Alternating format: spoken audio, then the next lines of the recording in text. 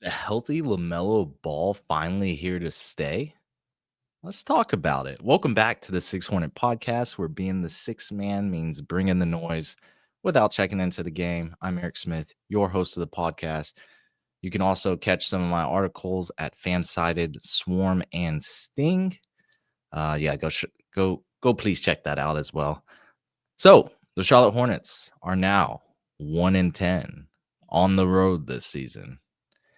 Road games have been unkind to Buzz City as of late, especially just in 2025, to put it lightly.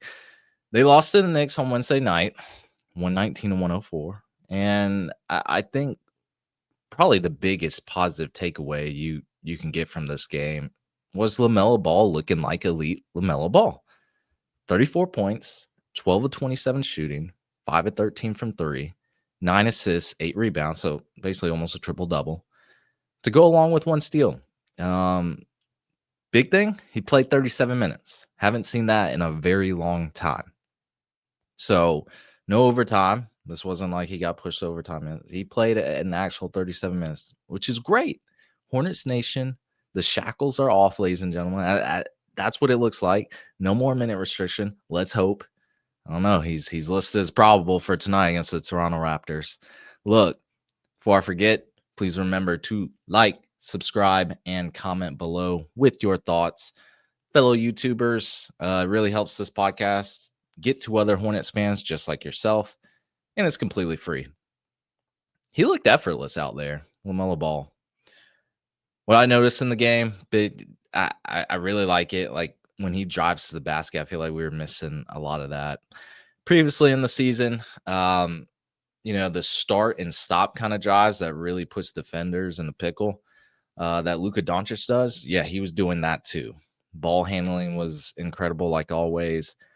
Really being able to find open shots for teammates. It, really saw that out of Ball that night on Wednesday. Just stuff you can't teach, and this is why we talk about that undeniable talent Ball has. And he looked like himself.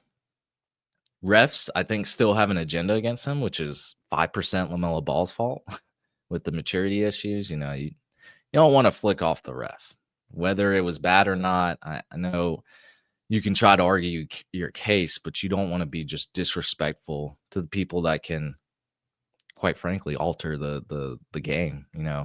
But 95% on the refs. You have to be impartial in those situations. Call the fouls both ways.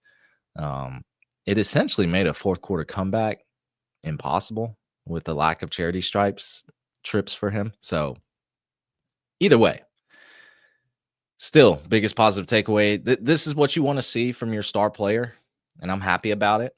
Yes, I just made an episode on why it's time to move on from Ball, but I did put the caveat in there that it was because of the cloud of mystery of the ankle injury. Just with how the Hornets have rolled this past decade, basically, is we don't know the severity of the injuries. It's not transparent. And, just based on his play, it seemed like he was regressing. Well, that's kind of not thrown out the window right now, but we're seeing good things from LaMelo Ball, and a 34-point night on semi-efficient scoring from his end. I mean, relative to his performances as of late, I'll take it. And you don't get this out of a Colin Sexton or a Trey Mann starting. So I get why people love LaMelo Ball. I always have said I love watching LaMelo Ball play. And if that ankle injury is fine, if everything's good and he plays like that moving forward, I will eat crow. I'm okay with that. I'm okay with being wrong. Whatever it takes to channel this Hornets DNA mentality. Now you got to win games, but it's hard to do so on most nights with Miles Bridges. One night he's dropping a season high in points and scoring in bunches and leading this team in overtime. On most other nights, he's showing his inconsistencies. Very hot and cold player, mostly cold.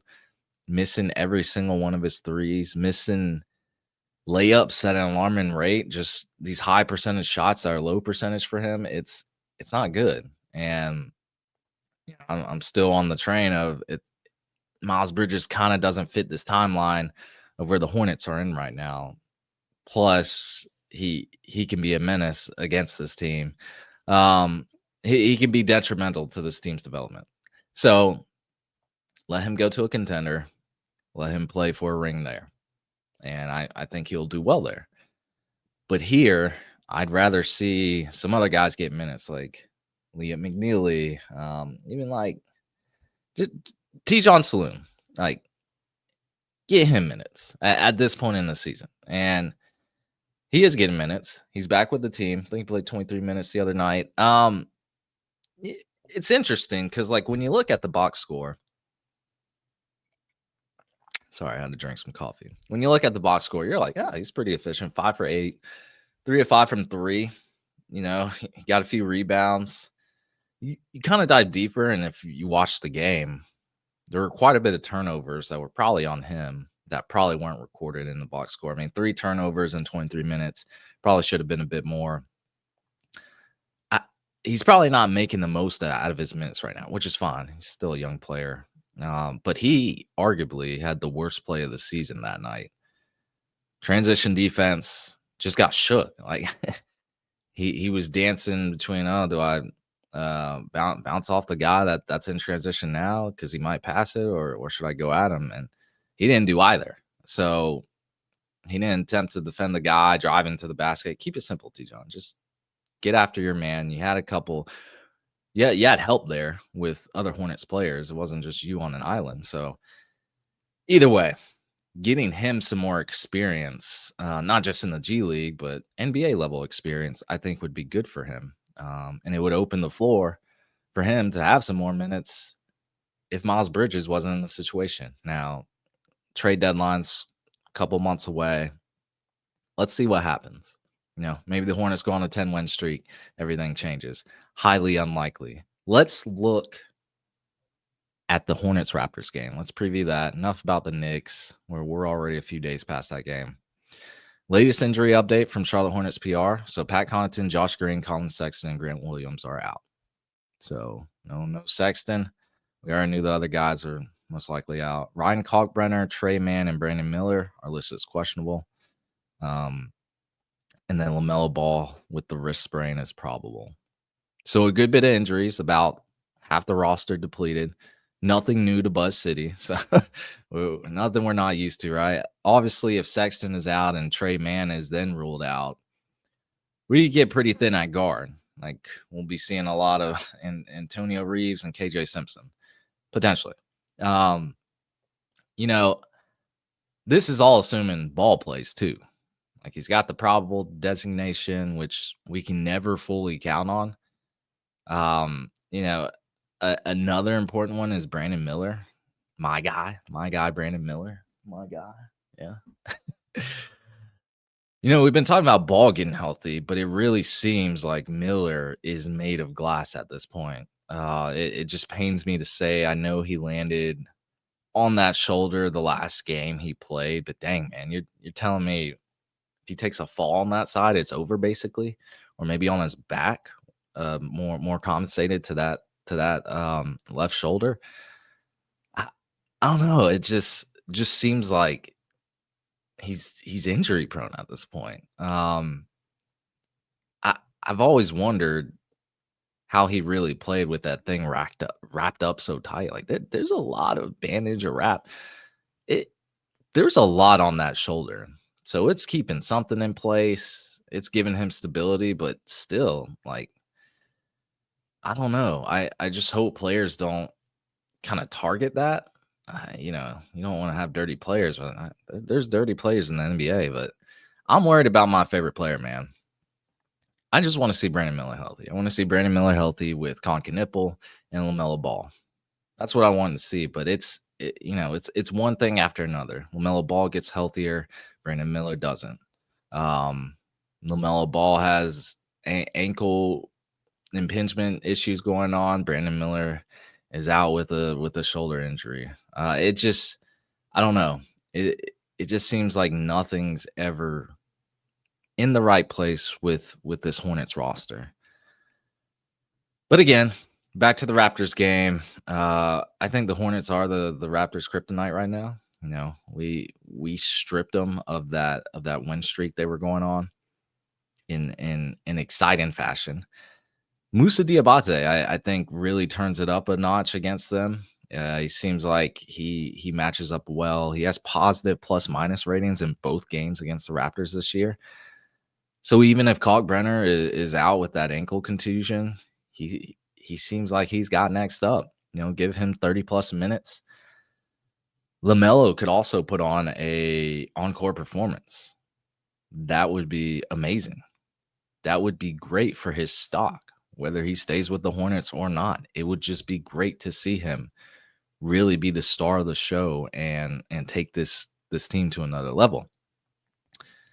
But him and Concanipple are going to have to shoulder a lot of the offensive load with Sexton now, with Miller potentially being out or not 100%.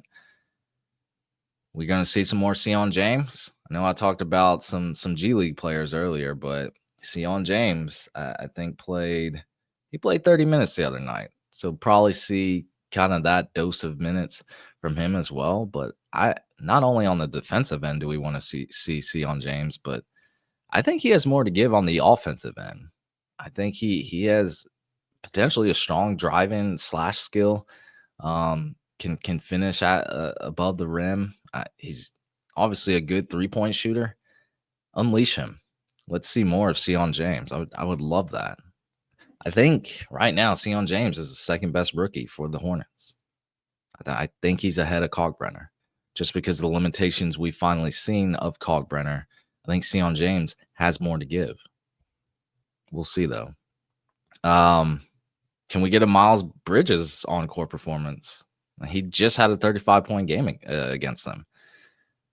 Probably not, because we're probably going to get the other Miles Bridges that all Charlotte Hornets fans cringe at.